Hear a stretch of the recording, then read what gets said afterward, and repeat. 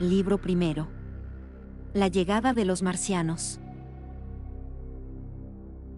Capítulo 9. Comienza la lucha. El sábado ha quedado grabado en mi memoria como un día de incertidumbre. Fue también una jornada calurosa y pesada y el termómetro fluctuó constantemente. Yo había dormido poco, aunque mi esposa logró descansar bien. Por la mañana me levanté muy temprano. Salí al jardín antes de desayunar y me quedé escuchando, pero del lado del campo comunal no se oía nada más que el canto de una alondra. El lechero llegó como de costumbre. Oí el estrépito de su carro y fui hacia la puerta lateral para pedirle las últimas noticias. Me informó que durante la noche los marcianos habían sido rodeados por las tropas y que se esperaban cañones. En ese momento oí algo que me tranquilizó. Era el tren que iba hacia Woking. No los van a matar si pueden evitarlo, Dijo el lechero. Vi a mi vecino que estaba trabajando en su jardín y charlé con él durante un rato. Después fui a desayunar.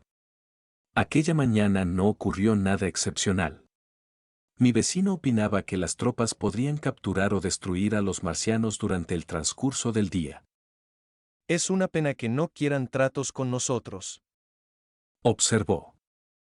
Sería interesante saber cómo viven en otro planeta. Quizá aprenderíamos algunas cosas. Acercóse a la cerca y me dio un puñado de fresas. Al mismo tiempo me contó que se había incendiado el bosque de pinos próximo al campo de golf de Bayfleet. Dicen que ha caído allí otro de los condenados proyectiles. Es el número 2. Pero con uno basta y sobra. Esto le costará mucho dinero a las compañías de seguros. Rió jovialmente al decir esto y agregó que el bosque estaba todavía en llamas. El terreno estará muy caliente durante varios días debido a las agujas de pino. Agregó. Se puso serio, y luego dijo. Pobre Ogilvy. Después del desayuno decidí ir hasta el campo comunal. Bajo el puente ferroviario encontré a un grupo de soldados del cuerpo de zapadores que lucían gorros pequeños, sucias chaquetillas rojas, camisas azules, pantalones oscuros y botas de media caña. Me dijeron que no se permitía pasar al otro lado del canal, y al mirar hacia el puente vi a uno de los soldados del regimiento de Cardigan que montaba allí la guardia. Durante un rato estuve conversando con estos hombres y les conté que la noche anterior había visto a los marcianos. Ellos tenían ideas muy vagas acerca de los visitantes, de modo que me interrogaron con vivo interés. Dijeron que ignoraban quién había autorizado la movilización de las tropas, opinaban que se había producido una disputa al respecto en los guardias montados. El zapador ordinario es mucho más culto que el soldado común y comentaron las posibilidades de la lucha en perspectiva con bastante justeza.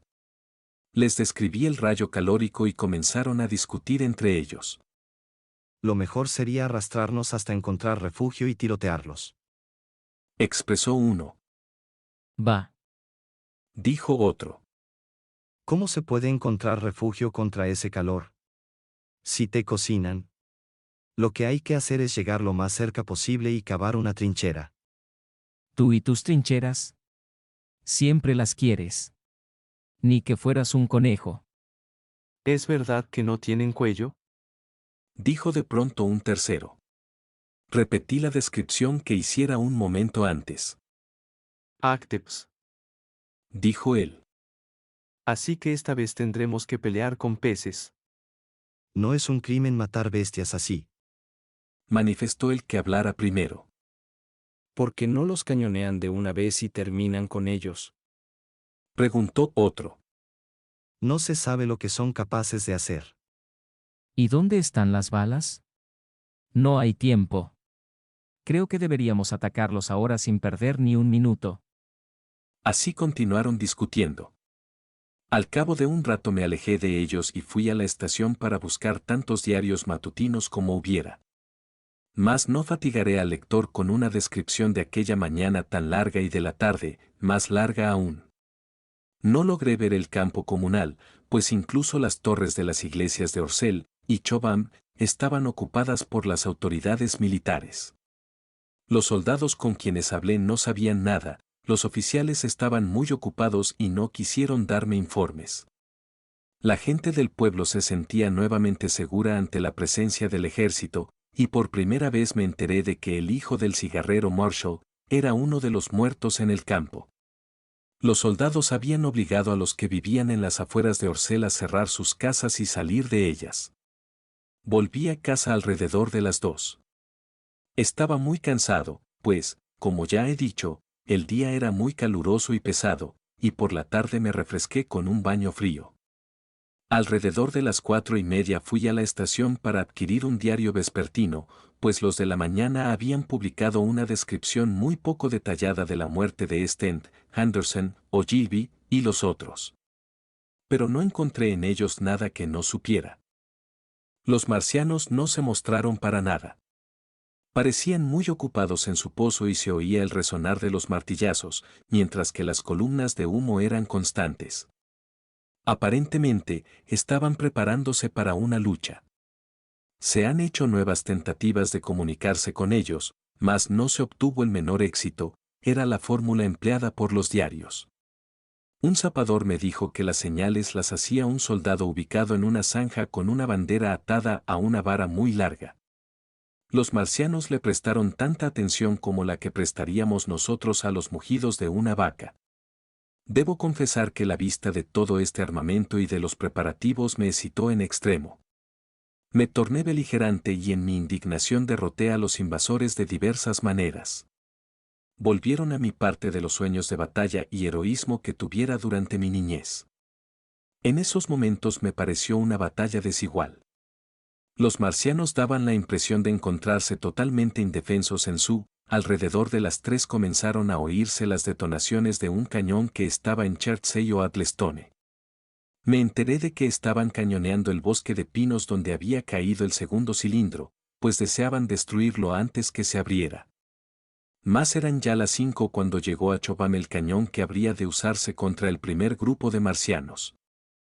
A eso de las 6, cuando estaba tomando el té con mi esposa en la glorieta y hablaba con entusiasmo acerca de la batalla que se libraba a nuestro alrededor, oí una detonación ahogada procedente del campo comunal. A esto siguió una descarga cerrada. Luego se oyó un estruendo violentísimo muy cerca de nosotros y tembló la tierra a nuestros pies. Vi entonces que las copas de los árboles que rodeaban el colegio oriental estallaban en llamas rojas, mientras que el campanario de la iglesia se desmoronaba hecho una ruina.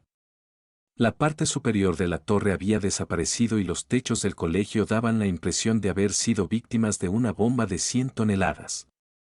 Se resquebrajó una de nuestras chimeneas como si le hubieran dado un cañonazo, y un trozo de la misma cayó abajo arruinando un macizo de flores que había junto a la ventana de mi estudio. Mi esposa y yo nos quedamos anonadados. Después me hice cargo de que la cumbre de Mevery Hill debía estar al alcance del rayo calórico ahora que no estaba el edificio del colegio en su camino. Al comprender esto tomé a mi esposa del brazo y sin la menor ceremonia la llevé al camino. Después llamé a la criada, diciéndole que yo mismo iría arriba a buscar el cofre que tanto pedía. «No podemos quedarnos aquí», exclamé, y en ese mismo momento se reanudaron los disparos en el campo comunal. ¿Pero dónde podemos ir?, preguntó mi esposa llena de terror. Por un instante estuve perplejo. Luego recordé a nuestros primos de Leateread. «Leateread», grité por sobre el tronar lejano del cañón. Ella miró hacia la parte inferior de la cuesta. La gente salía de sus casas para ver qué pasaba. ¿Y cómo vamos a llegar a Leateread?, preguntó. Colina abajo vi a un grupo de húsares que pasaba por debajo del puente ferroviario. 3 galoparon por los portales abiertos del colegio Oriente, otros 2 desmontaron para correr de casa en casa. El sol que brillaba a través de las columnas de humo que se alzaban sobre los árboles parecía de color rojo sangre e iluminaba todo con una luz extraña. «Quédate aquí», dije a mi esposa. «Por ahora estarás a salvo». Partí enseguida hacia el Perro Manchado, pues sabía que el posadero tenía un coche y un caballo. Eché a correr al darme cuenta de que en un momento comenzarían a trasladarse todos los que se hallaran en ese lado de la colina. Hallé al hombre en su granero y vi que no se había hecho cargo de lo que pasaba detrás de su casa. Con él estaba otro hombre, que me daba la espalda. Tendrá que darme 1 libra. Y yo no tengo a nadie que lo lleve. Decía el posadero. Yo le daré 2, dije por encima del hombro del desconocido. ¿A cambio de qué? Y lo traeré de vuelta para medianoche, agregué. Caramba. Exclamó el posadero. ¿Qué apuro tiene? Estoy vendiendo mi cerdo. 2 libras y me lo trae de vuelta. ¿Qué pasa aquí? Le expliqué apresuradamente que debía irme de mi casa y así obtuve el vehículo en alquiler. En ese momento no me pareció tan importante que el posadero se fuera de la suya. Me aseguré de que me diera el coche sin más demora, y dejándolo a cargo de mi esposa y de la criada, corrí al interior de la casa para empacar algunos objetos de valor que teníamos. Las hayas de la zona comenzaron a arder mientras me ocupaba yo de esto y las cercanas del camino quedaron iluminadas por una luz rojiza. Uno de los húsares llegó entonces a la casa para advertirnos que nos fuéramos. Estaba por seguir su camino cuando salí yo con mis tesoros envueltos en un mantel. ¿Qué novedades hay?, le grité.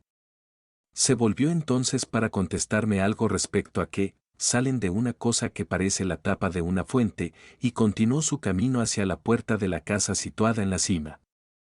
Una nube de humo negro que cruzó el camino lo ocultó por un instante. Yo corrí hasta la puerta de mi vecino y llamé para convencerme de lo que ya sabía. Él y su esposa habían partido para Londres, cerrando la casa hasta su vuelta. Volví a entrar para buscar el cofre de la criada, lo cargué en la parte trasera del coche y salté luego al pescante. Un momento más tarde dejábamos atrás el humo y el desorden y descendíamos por la ladera opuesta de Maybury Hill, en dirección a Old Waldine. Frente a nosotros se veía el paisaje tranquilo e iluminado por el sol, a ambos lados estaba la campiña sembrada de trigo y la hostería Maybury, con su cartel sobre la puerta. En la parte inferior de la cuesta me volví para mirar lo que dejábamos atrás. Espesas columnas de humo y llamas se alzaban en el aire tranquilo proyectando sombras oscuras sobre los árboles del este. El humo se extendía ya hacia el este y el oeste. El camino estaba salpicado de gente que corría hacia nosotros. Y muy levemente oímos el repiqueteo de las ametralladoras, que al final callaron. También nos llegaron las detonaciones intermitentes de los fusiles. Al parecer, los marcianos incendiaban todo lo que había dentro del alcance del rayo calórico. No soy muy experto en guiar caballos y tuve que prestar atención al camino. Cuando volví a mirar hacia atrás, la segunda colina había ocultado ya el humo negro. Castigué al equino con el látigo y aflojé las riendas hasta que Woking y Sand quedaron entre nosotros y el campo de batalla. Entre ambas poblaciones alcancé y pasé al doctor.